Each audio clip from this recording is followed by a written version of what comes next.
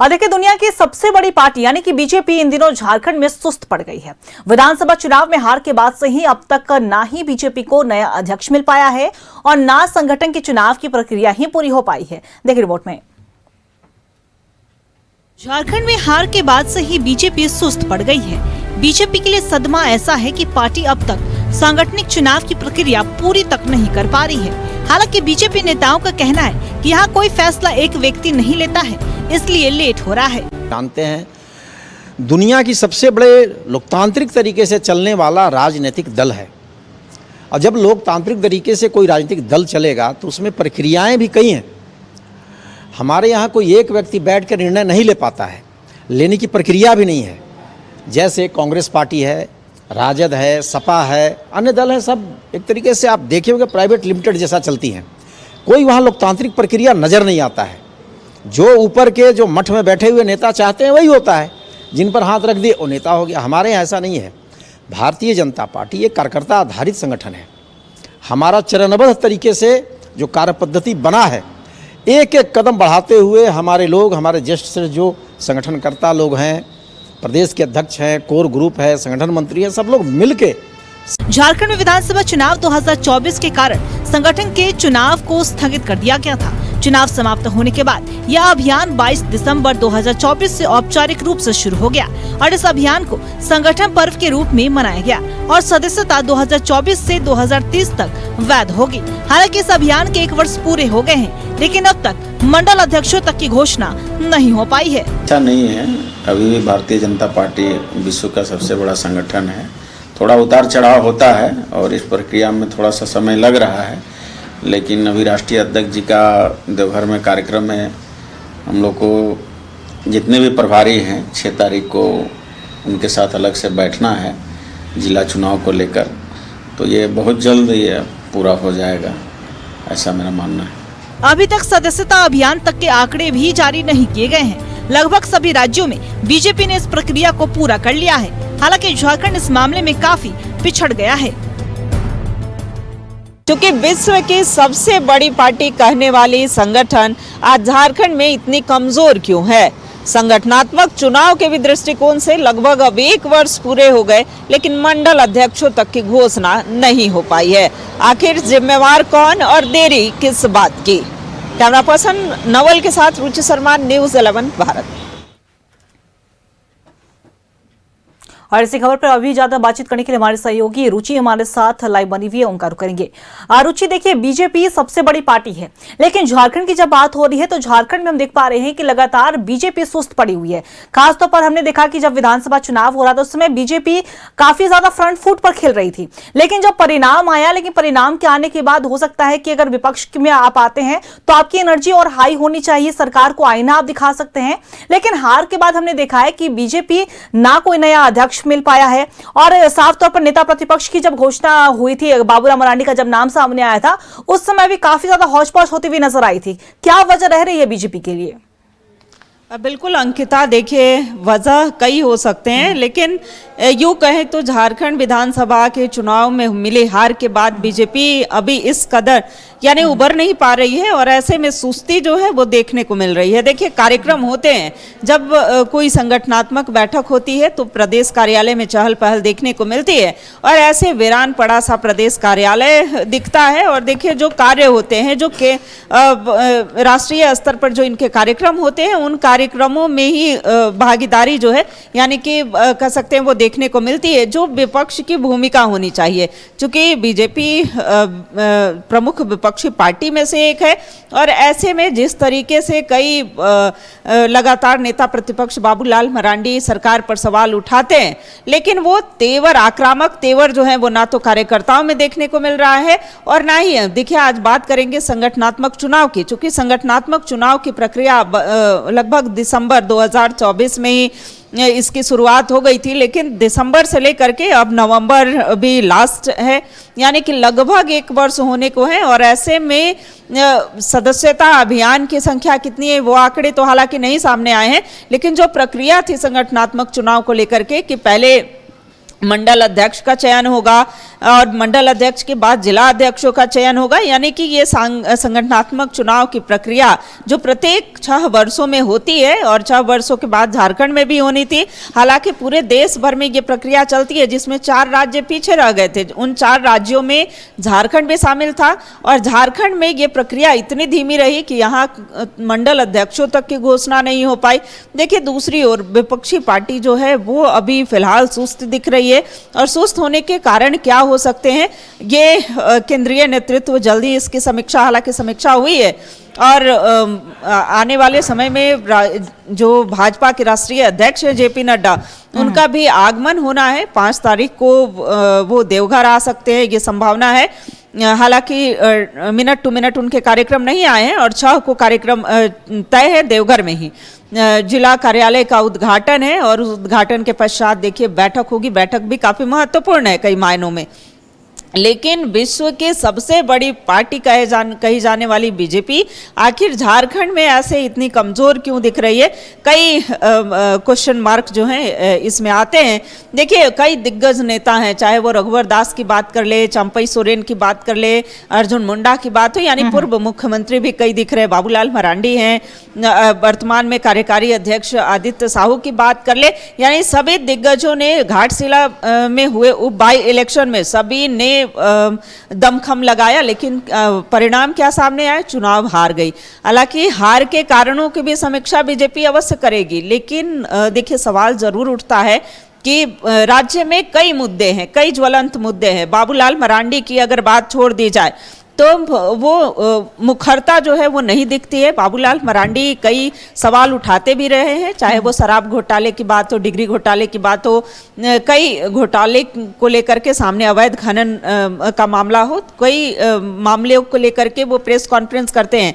लेकिन अभी भी वो तल्ख तेवर जो है प्रमुख विपक्षी पार्टी बीजेपी में नहीं दिख रही है। निकाय चुनाव को लेकर के या पेशा एक्ट को लेकर के रघुवर दास ने सवाल उठाए थे, लेकिन देखिए जो विपक्षी पार्टी की भूमिका होनी चाहिए वैसी अभी भूमिका नहीं दिख रही है। 1 साल, देखिए नेताओं का भी कहना था कि हमने 1 वर्ष सरकार को कार्य करने का समय दिया है, 1 वर्ष उनके कार्यों का आकलन कर लेंगे कि 1 वर्ष में उन्होंने कितना कार्य किया है, उसके बाद सदन से सड़क तक की लड़ाई होगी। देखिए सदन से सड़क तक की लड़ाई अलग बात है, लेकिन आखिर सदस्यता अभियान में ये संगठनात्मक चुनाव में आखिर पीछे क्यों है? देखिए मैं जब ये सवाल न्यूज़ 11 भारत की तरफ से किया गया तो उन्होंने कहा कि बहुत जल्द ही मंडल अध्यक्षों की घोषणा जो है वो कर ली जाएगी, सारी चीज़ें क्लियर हो गई हैं, स्पष्ट हो गई हैं, नाम भी जल्द सबके सामने आ जाएंगे। तो फिर देरी किस बात की? देखिए संगठनात्मक चुनाव के लिए जिलावार, विधानसभा वार जो है नेताओं को भी नियुक्त किया गया था ताकि चुनाव में आसानी हो सके। हालांकि कई जगह मामले जो हैं वो फंस रहे थे, कई जगह अंदरूनी कलह यानी कि विवाद भी सामने आए थे, हालांकि उसको सॉर्ट आउट किया गया, लेकिन अब तक नाम का सामने नहीं आना, ये सवाल अवश्य खड़ा होता है। अंकिता, बिल्कुल रुचि, और देखिए जिस तरीके से आपने कहा कि हार से अभी तक बीजेपी उभर नहीं पाई है, तो कहने को तो सरकार के 1 साल पूरे हो चुके हैं, यानी कि बीजेपी को हारे हुए 1 साल हो गए हैं। और ऐसा हमने देखा है कि जब भी अगर हम नॉर्मल लाइफ में भी अगर कुछ हमारे साथ घटनाएं होती हैं तो हम कोशिश करते हैं कि उसको भूल कर आगे बढ़े, और ये तो बीजेपी सबसे बड़ी पार्टी बनी हुई है। और अब तो समय आ गया है कि आप और भी ज्यादा वो नई एनर्जी के साथ आप जनता के बीच में जाए, जनता के साथ तमाम मुद्दों को रखे। सरकार जिस तरीके से काम कर रही है उस पर आपकी क्या राय है? और वो रखा भी जाता है, लेकिन फिर भी कई ऐसे पहलू हैं जहां पे बीजेपी थोड़ा पीछे नजर आती है। चाहे वो चुनाव की बात हो, अगर हमने देखा जाए तो नया अध्यक्ष अभी तक नहीं मिल पाया है, जब नेता प्रतिपक्ष की बारी आती है तब उसमें देरी होती है। तो क्या बीजेपी आपस में ये चर्चा नहीं कर पाती है, या फिर होता है कि अच्छा ठीक है हम तो देख लेंगे, ऐसा वाला सीन तो नहीं है? लेकिन अगर सत्ता पक्ष की बात करें तो सत्ता पक्ष कहीं ना कहीं इस पर बाजी भी मारती हुई नजर आ रही है। कांग्रेस की ही बात कर ले, जेएमएम की बात कर ले, तरह तरह के जो चुनाव जो है संगठन स्तर पर वो होते रहते हैं, लेकिन बीजेपी में वो नहीं होता दिखता है रुचि। तो ऐसे में अब जरूरत है कि बीजेपी को और आगे आने की, उस एनर्जी को वापस लाने, क्योंकि बड़ी पार्टी है और बड़ी पार्टी के ऊपर एक बड़ी जिम्मेदारी भी होती है। बिल्कुल अंकिता, सही कहा आपने, चूंकि बड़ी पार्टी है, बड़ी पार्टी के ऊपर जिम्मेवारी भी अधिक होती है, और ऐसे में निर्णय देखिए व्यक्ति विशेष को नहीं लेना होता है, जो पार्टी के रूल्स हैं, रूल्स को फॉलो करना होता है, और रूल्स को फॉलो करके ही पार्टी आगे बढ़ती है। लेकिन यहाँ अगर प्रदेश स्तर पर जो कार्य हैं, जो कार्य होने, जो टास्क जिन्हें दिया जाता है वो टास्क पूरा हो जाता है, यूं कहें तो ये खाना पूर्ति तो अवश्य हो जाती है, वो एक्टिव वो धार बीजेपी में नहीं दिख रही है। विपक्षी पार्टी की भूमिका में है, कई सवाल जो हैं जनता के लिए, जनता के हित में ये खड़े कर सकते हैं।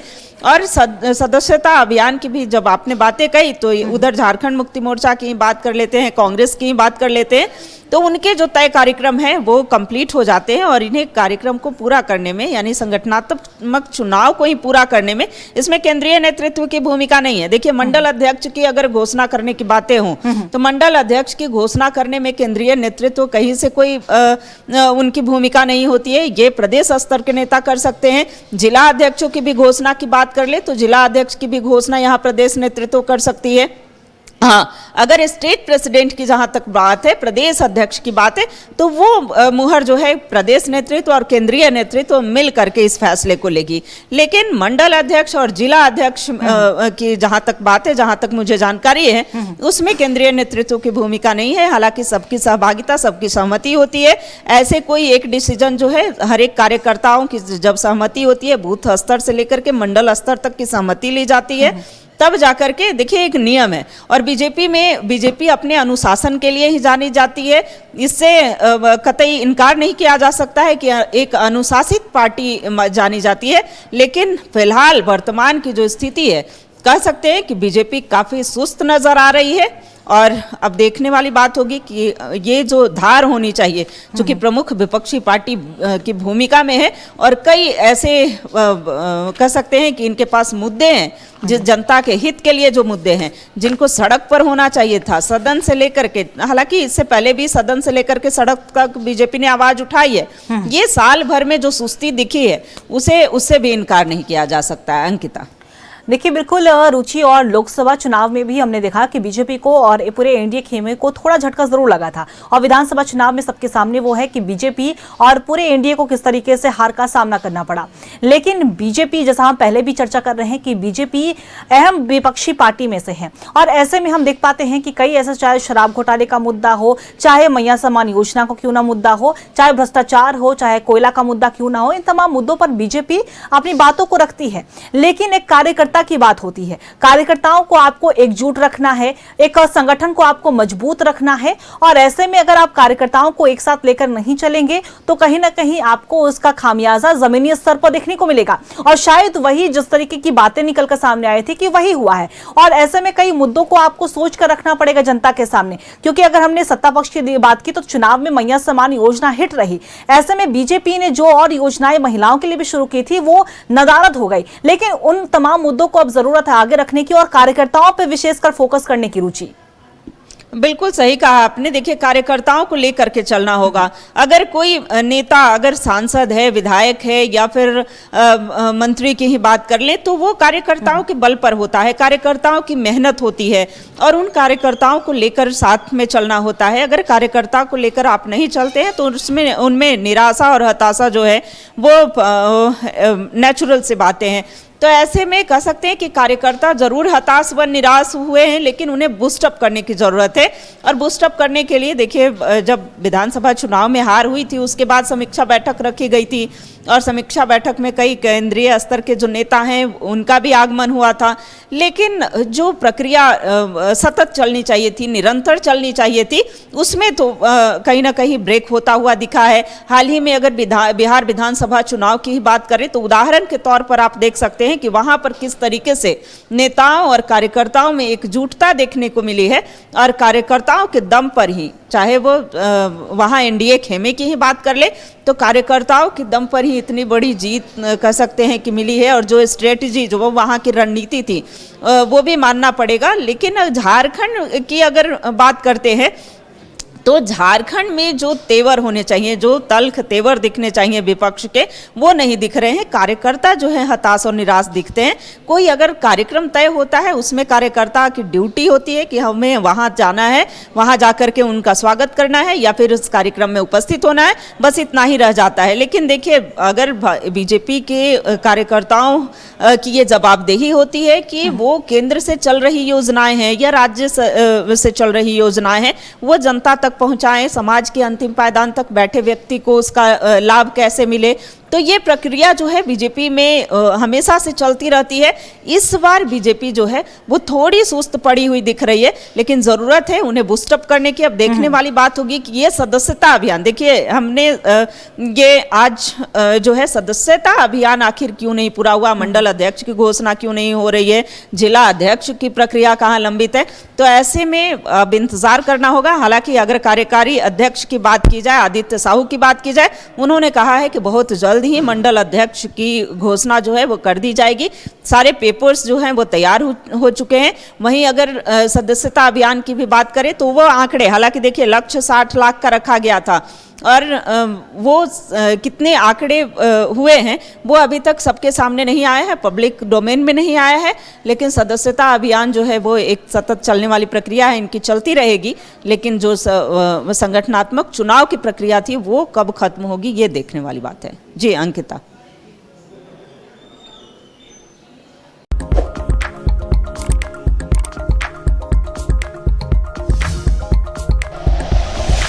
Like and share videos, subscribe करें हमारा चैनल और प्रेस करें बेल आइकॉन। न्यूज़ 11 भारत, सच है तो दिखेगा।